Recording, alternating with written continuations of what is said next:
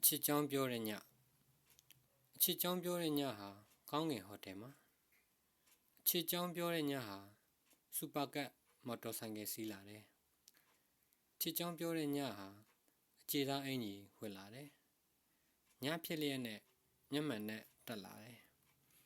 အချစ်ကြောင်းပြောတဲ့ညဟာနှုတ်ခမ်းနီဆိုးလာတယ်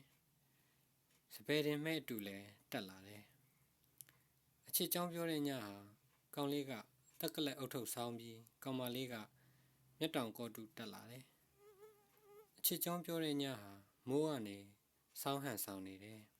။အချစ်ကြောင်းပြောတဲ့ညဟာတယောက်ကဘီယာမှာတောက်ပြီးတယောက်ကအချိုရည်စုပ်နေတယ်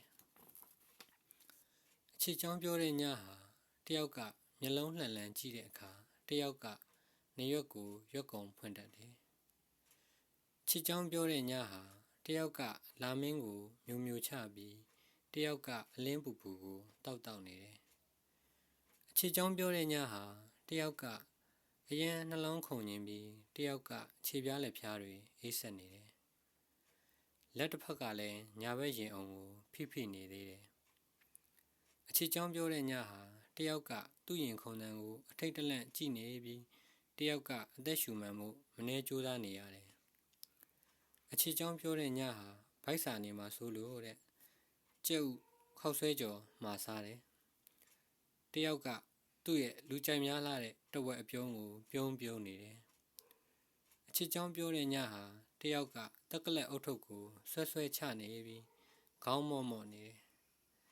တယောက်ကပြုတ်နေတဲ့ရှက်အင်းကြီးကျေသီးကိုတက်နေတယ်အချစ်ကြောင်းပြောတဲ့ညဟာကောင်းလေးကစီကရက်ကုံသွားလို့စိတ်ညစ်နေပြီးကောင်မလေးကနှကန်းနီပြတ်သွားလို့စိတ်အိုက်နေတယ်အချစ်ကြောင်းပြောတဲ့ညဟာတယောက်ကကြောက်တဲ့ငွေကိုရှင်းပြီးကောင်လေးကကော်လံပေါ်မှာမရှိတဲ့ဖုံကိုခါနေတယ်အချစ်ကြောင်းပြောတဲ့ညဟာတယောက်ကမိရထားနဲ့ပြန်ဖို့စိတ်ကူးပြီးတယောက်ကအဝေးပြေးကားနဲ့ပြန်ဖို့စီစဉ်တယ်ဒီလိုနဲ့အချစ်ကြောင်းပြောတဲ့ညဟာထွက်သွားတဲ့မိရထားကပြန်ကွေ့လာပြီးစီးသွားတဲ့ဝေးပြေးကားမှာပြန်ရောက်လာတယ်